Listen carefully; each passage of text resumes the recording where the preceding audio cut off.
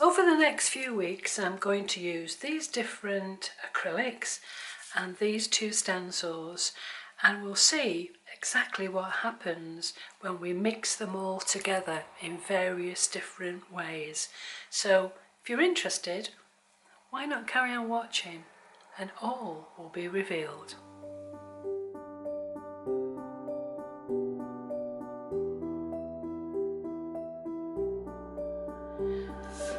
What I've done to begin with is I've just put a piece of A3 paper down and I've marked it with a rectangle where the A4 paper should lie when I'm putting the paper down to be pulled as a print.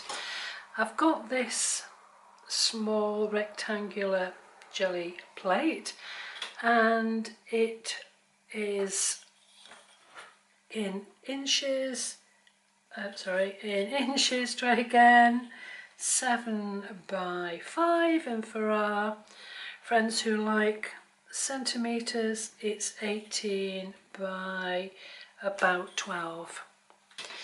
So first of all, what I'm going to do is put a very thin coating of this green gold by Golden, and it's as you can see, a transparent. I'll leave details about a video that I did regarding opacity up in the right hand corner of the video, and you'll be able to go back and watch that if you haven't already seen it. So I'm going to put some of this down. I've got an old magazine here that I can roll my brayer off. This is always the most interesting part. Just when you start off, you don't really know what's going to happen next.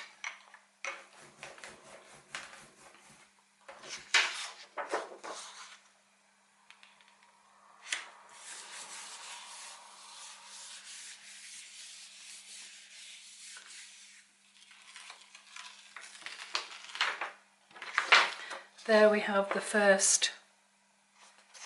This is a sort of a base colour, so I'll put some more on.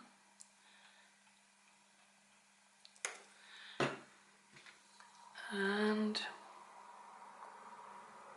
let's do it again. Very thin coating.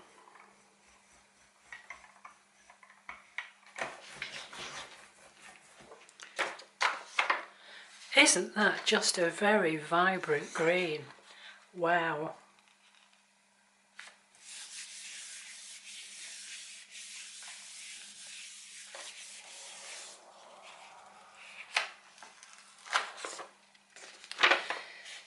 We've got 2 base coats to start working on, and this will be a super place to kick off our future videos showing you the difference between using opaque and transparent paints and how they perform when you put the stencils on in various different orders.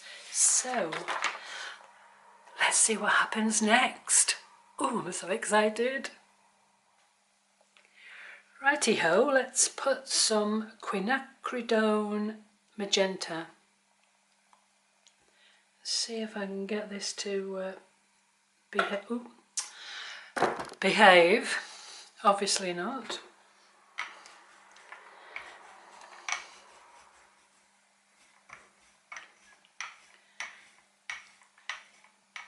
Just need a thin coating. And what I will do is, first of all, I will put this one on. Nice freeform, swirly one. Try and get that over the top as best I can. And now I'm going to press down and try and get into those little openings on the stencil. Oh, it's a bit of a weird crunching sound. well.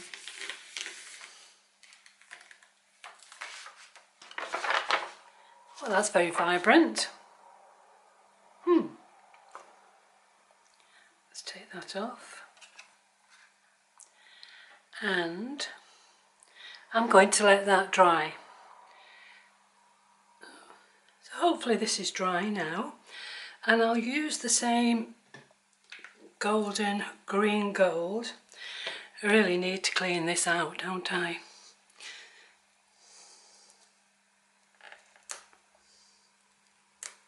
Done.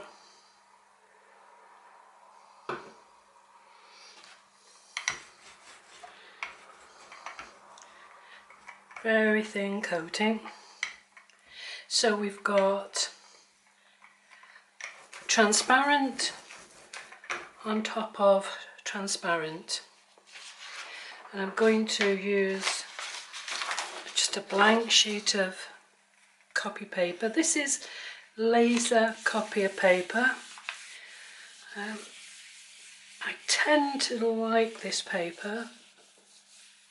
It seems for me to get better results, but we all have our own favourites, don't we? So that's the first pull, and as you can see, completely different results. Same stencil, the same paints, the same method, but totally different results. So let's see what happens next. Oh, this is exciting. So I'm wondering what would happen if I put more green gold onto the Gelli plate, another thin coating, use the same stencil and put it over the base. Now, the worst thing that can happen is that nothing happens, in which case we can just use the paper again. Give it a good rub down.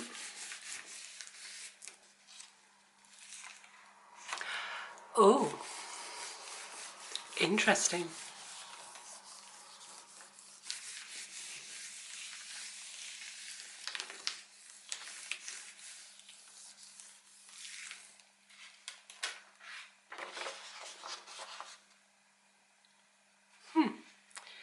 So we have 3 different versions using the same stencil, the same method, the same paints, and we've got really different results. So what's going to happen now if I put down the QUINACRIDONE Magenta first? Okay, let's see what happens. Now I know that I'm skipping around a little bit, but I don't want to waste that lovely green gold paint, so I'm going to take it off with this ROWLEY Systems Naples Yellow, and this is this, as you can see, is opaque. So let's see what happens here, but this is just getting a little bit out of order at the moment, but really don't want to waste what was underneath here and wipe it off with a baby wipe when it's hopefully going to be a really nice pull that I can use at a later date with my various different projects that I'm going to work on. So it will probably appear in some collage paper.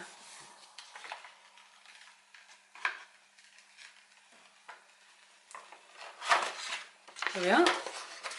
Okay, so nothing wasted and a nice clean plate. So let's get on with what I said I was going to do, and coat the Gelli plate with this QUINACRIDONE magenta. Okay, so the experiment continues. I'm going to put some of this magenta down and do another couple of base prints to work with. Put some more on. Different kinds of paints have different properties. Sometimes they're now, can you see what's happening here? Because I've put some more paint on and the plate is already drying, it's lifting the paint up, so you have to be very quick and put the correct amount of paint on and get it down before it actually dries. So let's try this.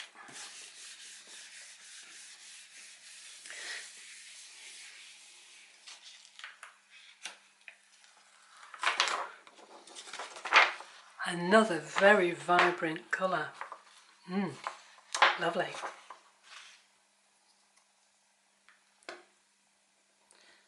We're running out of this.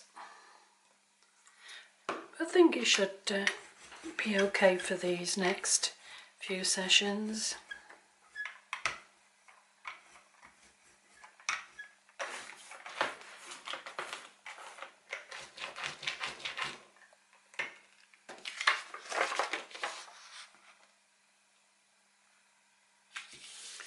Certainly putting the Gelli plate onto the A3 paper with the mark where the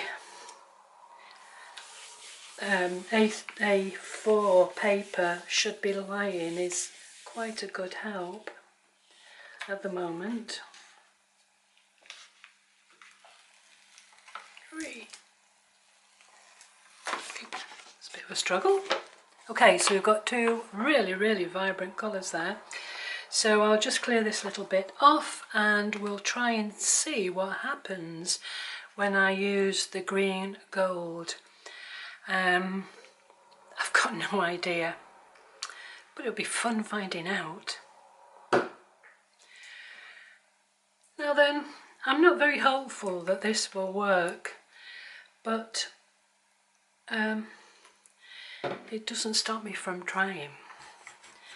And if it really doesn't work very well, hopefully it will save you and your paint from going down this path and being disappointed too. So very thin smear, I put too much on. So we've got a dark transparent with a lighter transparent on top of it. We'll use the same stencil and fingers crossed, but not feeling very hopeful.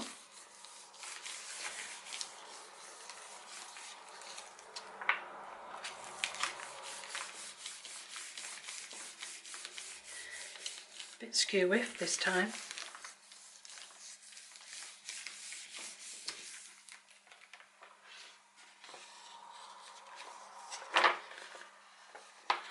Okay, well that's pretty subtle. Can you see that I've put too much paint on? It's kind of appears like ridges in the middle, but that's not actually too shabby. Quite like that. I'll take that off.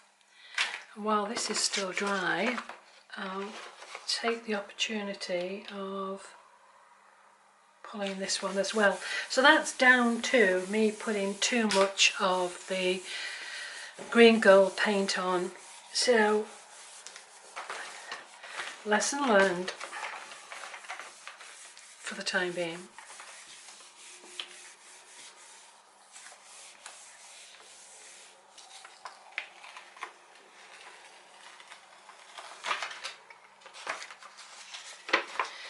So you really can only just about see that. So what have we learned today? Well, let's review, and then in the next video I'll carry on and try another 2 different paints, this time opaque, using the same stencils and the same method. So let's just clean this up and I'll be back with you in a second. Okay, let's do a review. First of all, I did a base colour of the green gold.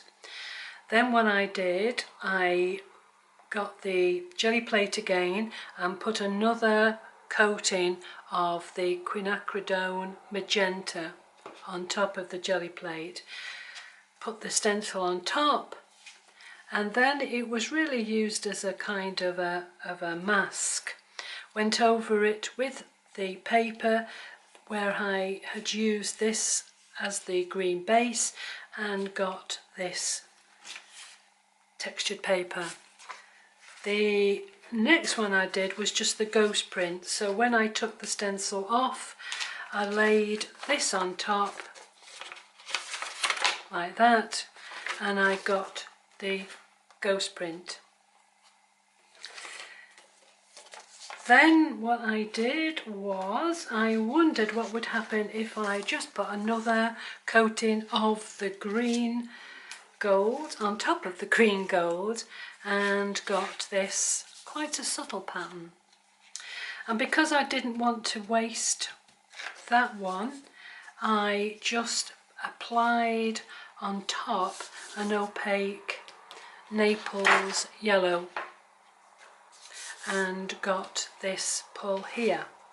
So we've got these different textured papers from this. Lastly, what I did was I started off with coating the Gelli Plate with the darker colour, the QUINACRIDONE Magenta, and then on top applying the green gold in the same way as I did on these various different pulls here. And as you can see, they are much more subtle. You can just see them, and I think they would be good as a base for what I'm going to continue to do, but I know some people will use this in their collage. So here are different pulls using the same stencil, the same 2 colours, and by application you get various different degrees of either subtlety or boldness. So whichever appeals to you is obviously your choice. So I'm going to continue. I'm going to do the same exercise, but this time I'm going to use 2 opaque colours, teal, Naples yellow, and I'm going to use the same stencil. And I'm really looking forward to showing you what happens next. And you'll find up in the right hand corner there a suggestion about another video you might like to watch. So see you next time, and thanks for watching. Bye for now.